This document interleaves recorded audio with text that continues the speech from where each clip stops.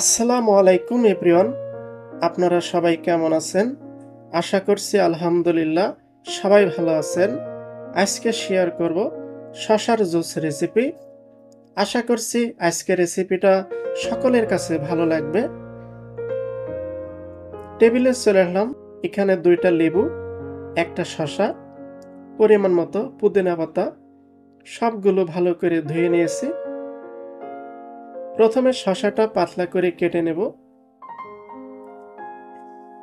শশাটা ছুলবো না, আপনারা চাইলে ছুলে নিতে পারেন।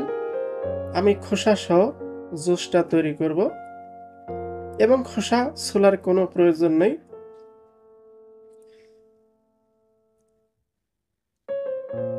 এখন শশা একটা বলে উঠিয়ে রাখবো।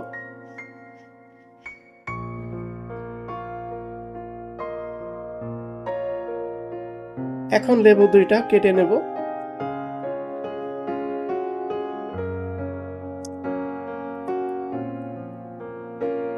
তো সব উপকরণগুলো রেডি করে নিয়েছি। এখন ব্লেন্ড করার জন্য চলে যাব।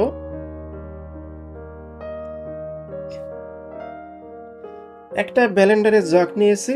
প্রথমে শশাগুলো দিয়ে দিলাম।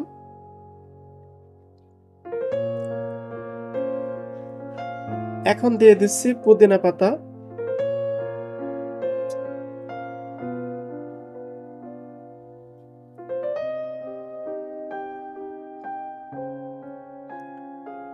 এখন দিয়ে দিচ্ছি 1 চা চামচ বিট লবণ। আপনারা চাইলে বাংলা লবণ দিতে পারেন। এখানে 50 গ্রাম আখের চিনি দিয়ে দিলাম। আপনারা চাইলে নরমাল চিনি ব্যবহার করতে পারেন, কিন্তু আখের চিনি দিলে বেশি ভালো হয়। এখন লেবুর রসগুলো বের করে নেব। লেবু আপনাদের পছন্দ মতন অ্যাড করে নেবেন।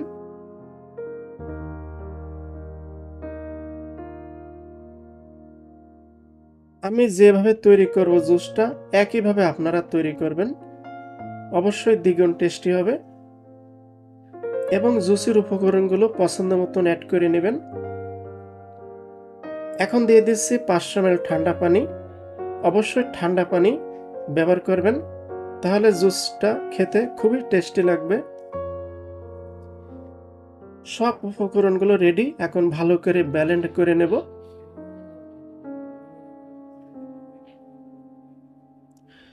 অবশ্যই ভালো করে ব্লেন্ড করে নিতে হবে। এই জুসে কিন্তু অনেক উপকার আছে। আমাদের পেটের চর্বি কমাতে সাহায্য করে এবং কিডনি পাথর পড়া থেকে সাহায্য করতে পারে। এবং প্রচুর গরম লাগলে এই জুসটা তৈরি করে খেতে পারেন।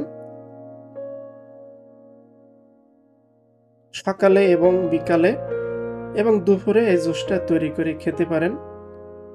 সপ্তাহে 3 দিন খেতে পারেন, চাইলে প্রতিদিন খেতে পারেন। তো জুসটা ব্লেন্ড করা হয়ে গেল।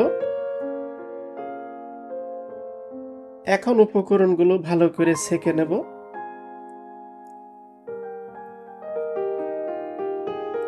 কালার কিন্তু অসাধারণ হয়েছে, দেখতে পাচ্ছেন গ্রিন কালার হয়েছে।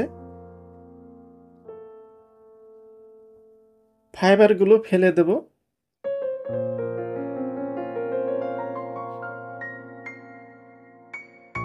তো জুসগুলো ছেঁকে নিলাম, এখন পরিবেশন করব। প্রিয় ভাই বোনেরা, রেডি হয়ে গেল শসা জুস রেসিপি। আপনারা বাড়িতে অবশ্যই ট্রাই করবেন, ট্রাই করতে ভুলবেন না। আজকে ভিডিওটি দেখে বাড়িতে অবশ্যই তৈরি করে খাবেন।